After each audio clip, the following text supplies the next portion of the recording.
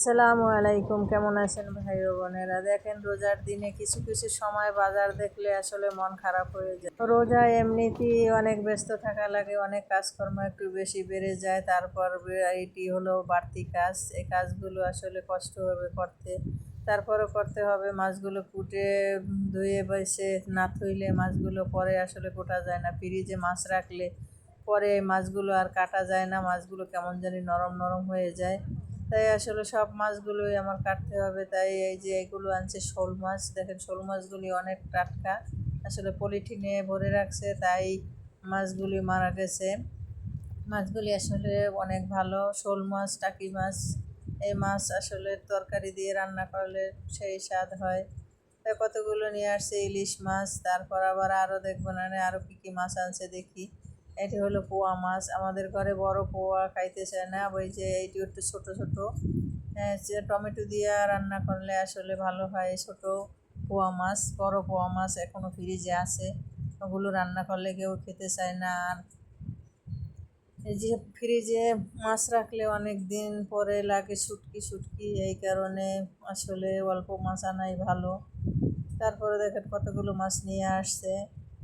এই যে এগুলো হলো পোয়া মাছ, দেশি পোয়া, কিন্তু মাছটি একটু ছোট, মাছটি একটু নরমও দেখা যাচ্ছে। আর এগুলো হলো পাবদা মাছ, আপনাদের দেশে কী মাছ বলে জানি না, এটি বলে পাবদা মাছ আমাদের দেশে। পাবদা মাছটিও বেশি তাজা নয়, বেশি এই যে দেখে আনতে পারে নাই।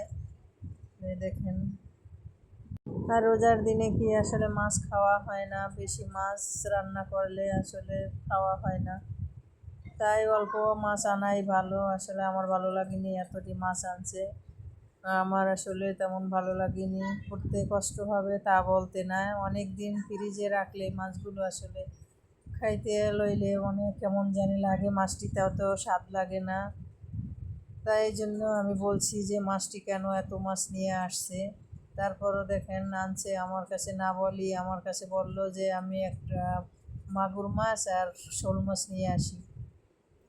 তার মাঝখানে এই বাড়তি মাছটি নিয়ে আসছে, এই দুই পদের মাছ, এই মাছটি করতে আসলে অনেক কষ্ট হবে। মাগুর মাছ কে কে খান জানি না, এই যে আমাদের ঘরে দুই তিনজনে খায়, তাই একে বড় একটা দেখ মাগুর মাছ আনলে আসলে ক্যামেরায় দেখানো যাচ্ছে না, এটা 2.5 কেজি মাছ বলে এই মাছটার ভিতরে, কিন্তু ক্যামেরায় দেখা যায় অনেক ছোট।